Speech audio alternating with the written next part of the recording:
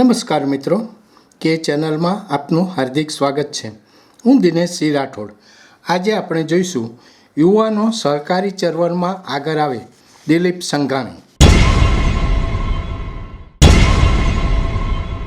પ્રધાનમંત્રી નરેન્દ્રભાઈ મોદીના નેતૃત્વ તળેની ભારતીય જનતા પક્ષની સરકારે સહકારિતાને અગ્રતા આપવાના ઉદ્દેશ્ય સાથે સહકાર મંત્રાલયની રચના કરી છે, જેના દૂરંદેશી પરિણામો સહકારના માધ્યમથી દેશ દુનિયા નિહાળી રહી છે।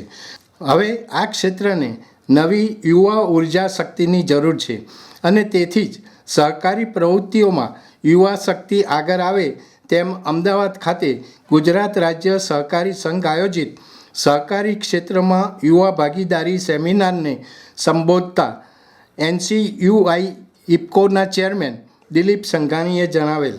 વિશાળ સંખ્યામાં ઉપસ્થિત યુવા શક્તિ સમક્ષ સંઘાણીએ વધુમાં જણાવેલ કે સહકારના માધ્યમથી વિશ્વ શાંતિ અને રક્તહીન ક્રાંતિ સહકારથી જ શક્ય હોવાનું જણાવી પ્રધાનમંત્રી આત્મનિર્ભર ભારત અને સહકારથી સમૃદ્ધિના સંકલ્પો જન જન સુધી પહોંચાડવા સહકારી યોજનાઓ અને આયોજનોમાં નવું ચૈતન્ય પૂરું પાડવા યુવાનોને આગળ ધપવા આહ્વાન કરેલ, જેને ઉપસ્થિત યુવાનોએ હર્ષભેર વધાવી લીધેલ।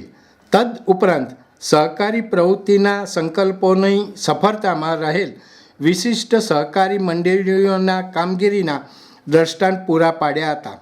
આ તકે સહકારી અગ્રણીઓ, પદાધિકારીઓ અને વિશાળ સંખ્યામાં યુવાનોએ ઉપસ્થિત રહી સેમિનારમાં ભાગ લીધો હતો। દર્શક મિત્રો, અત્યારે આટલું જ। આવા વધુ સમાચારો માટે જોતા રહો કે ચેનલ। નમસ્કાર।